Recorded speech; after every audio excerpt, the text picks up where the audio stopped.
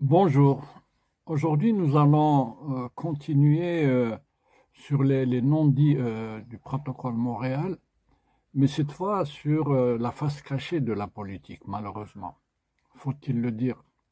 Et les exemples que je vais essayer de vous relater montrent à quel point même la protection de l'environnement et surtout la protection de la planète en général, et dans ce cas particulier la protection de la couche d'ozone qui n'a pas de frontières, eh bien, malgré tout, subit je dirais, des attaques parfois sournoises de certains pays pour tenter d'empêcher des projets dans ces pays financés par le Fonds multilatéral, donc des pays en développement.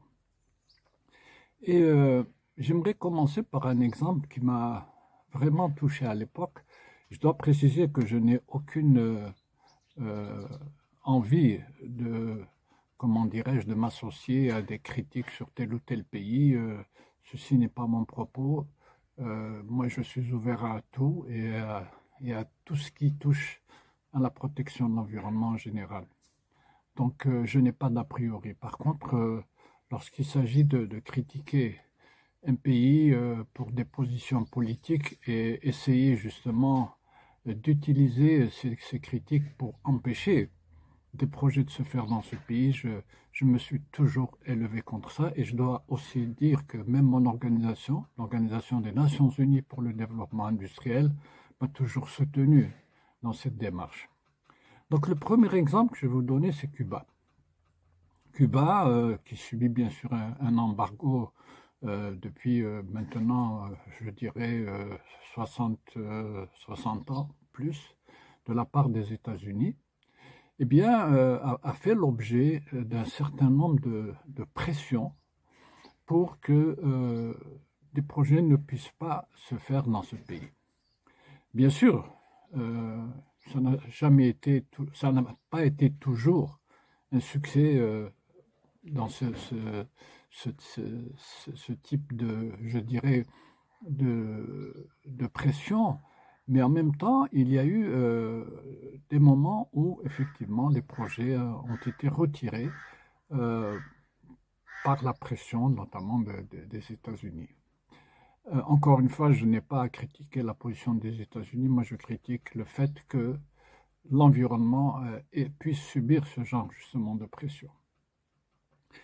Et après un de mes voyages à Cuba, dans le cadre donc, du protocole Montréal, et j'ai été amené à visiter un hôpital à La Havane, un hôpital très connu, l'hôpital central de La Havane, et où on me disait que les systèmes de climatisation, de réfrigération dans cet hôpital étaient défaillants.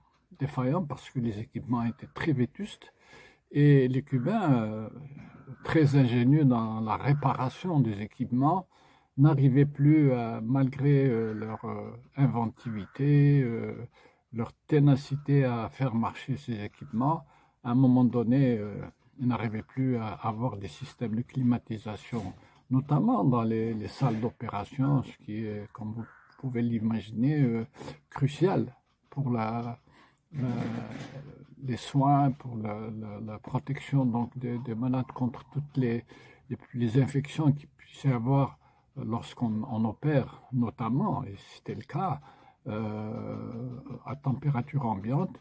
Et beaucoup de ces opérations-là pouvaient mal se terminer de par ce qu'on appelait les contaminations nosocomiales. Donc c'était quelque chose qui, pour moi, m'avait vraiment touché. Et au retour de ce voyage, j'avais proposé à un certain nombre de pays, la France, le Canada, l'Allemagne notamment, de s'associer avec l'ONUDI pour mettre sur pied un projet de rénovation, si j'ose dire, des systèmes de climatisation dans plusieurs hôpitaux à Cuba. Et c'est une idée qui avait enthousiasmé ces pays-là, qui sont associés d'un point de vue financier, ainsi que l'ONUDI qui a mis la main à la poche, pour, si je puis m'exprimer ainsi. Et au bout de quelques mois, nous avions monté un projet, après la visite de plusieurs hôpitaux, notamment à San Fuego et d'autres villes du pays, pour justement apporter cette nécessité de remettre sur pied tous les systèmes de climatisation à Cuba, qui était un projet d'intérêt public et de salut public. Et ce projet était ficelé et proposé.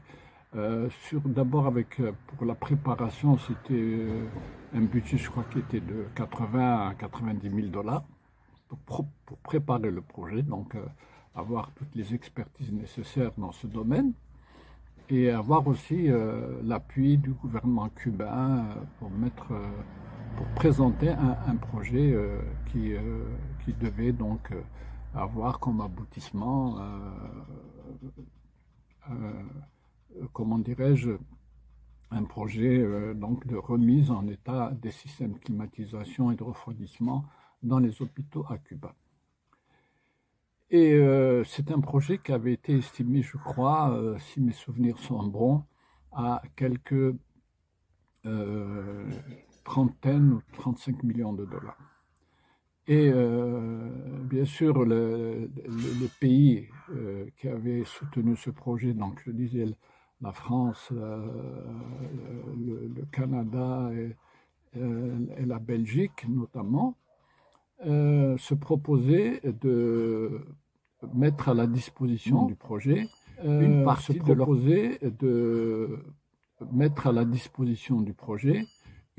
de leur contribution au fonds multilatéral. Il faut savoir que 20% de leurs contributions peuvent être destinées à des projets bilatéraux.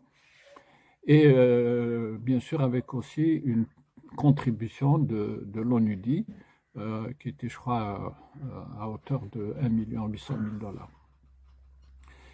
Et surprise, lorsque nous étions arrivés à Montréal pour discuter du projet, eh bien,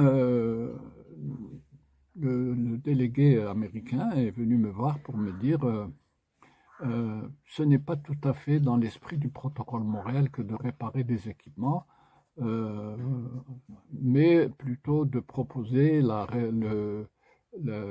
reconversion de la production d'équipements. Donc c'était un peu tiré par les cheveux et que par conséquent les États-Unis ne pouvaient pas soutenir ce projet. Et ce qui était étonnant encore, ce qui m'avait encore plus étonné, c'est que la Belgique, la France et le Canada étaient venus me voir pour me dire il faudra qu'on retire ce projet parce que les États-Unis s'y opposent. J'étais un peu choqué et j'ai dit mais écoutez, il y a une règle au niveau du comité exécutif, c'est que lorsqu'un pays s'y oppose, on peut procéder au vote. Il n'y a pas de droit de veto au niveau du comité exécutif. Eh bien, pourtant, ces pays-là, ainsi que l'Union européenne, faut-il le dire, m'avaient dit de toute façon, nous, on ne peut plus soutenir parce que les États-Unis sont contre ce projet. Donc voilà, c'est un aspect politique qui m'avait vraiment touché.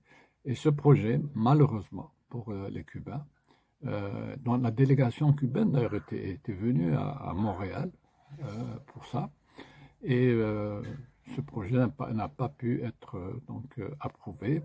Et c'est vraiment avec beaucoup de regrets que j'ai constaté que finalement on ne pouvait pas aider les hôpitaux cubains à s'équiper d'équipements donc de climatisation adéquats pour leur permettre justement de soigner correctement et d'opérer surtout leurs citoyens dans des conditions qui soient donc, je dirais, adéquates. Voilà pour le premier exemple. Le deuxième exemple, c'est l'Iran. L'Iran a subi de la part des États-Unis beaucoup de critiques à chaque fois que l'on présentait des projets. Il a fallu à chaque fois expliquer le pourquoi de la chose. Et c'est toujours l'ONUDI, bizarrement, qui a toujours donc soumis des projets dans ce pays-là. Et il fallait donc trouver pratiquement toutes les raisons nécessaires pour faire approuver ces projets en Iran. L'Iran a bénéficié de beaucoup de projets, il faut le dire, donc de reconversion, de projets de non-investissement aussi, mais ça a été toujours avec une grande difficulté. Et ça, c'est l'Iran. Puis après, il y a eu l'Irak. L'Irak, à qui on avait dénié toute possibilité de financement de projets, pour la simple et bonne raison, comme vous le savez, il y a eu bien sûr la guerre du Golfe et tout ce qui s'en est suivi. Donc pendant très longtemps, l'Irak n'a pas eu un seul projet d'approuvé. Et je ne savais pas pourquoi. Et pourtant, les conditions, je le répète, puisque j'ai bien connu l'Irak de l'époque de Saddam Hussein, si on peut le dire ainsi, est un pays qui avait toutes les capacités d'exécuter les projets et d'assurer que ces projets soient effectivement finalisés dans les meilleures conditions possibles. Donc pendant très longtemps, l'Irak a été, comment dirais-je, on a empêché l'Irak d'avoir ces projets-là.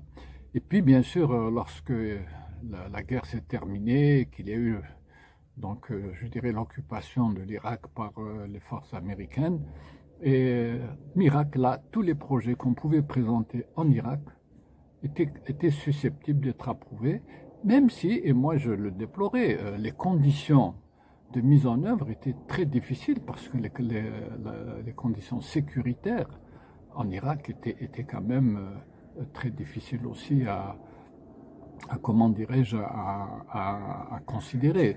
Donc ce problème-là m'avait intrigué et on avait approuvé toute une série de projets pour l'Irak alors que la sécurité n'était pas du tout garantie. Et je dois avouer que nous avions beaucoup de problèmes à faire en sorte que les équipements qu'on pouvait importer des pays, notamment des pays industrialisés, puissent être acheminés en Irak et surtout que leurs experts puissent aller en Irak, aller dans des villes où la sécurité n'était pas du tout garantie. Voilà, c'était un aspect qui, moi, m'avait toujours intrigué et pourtant, ça s'est passé ainsi. Voilà, je continue.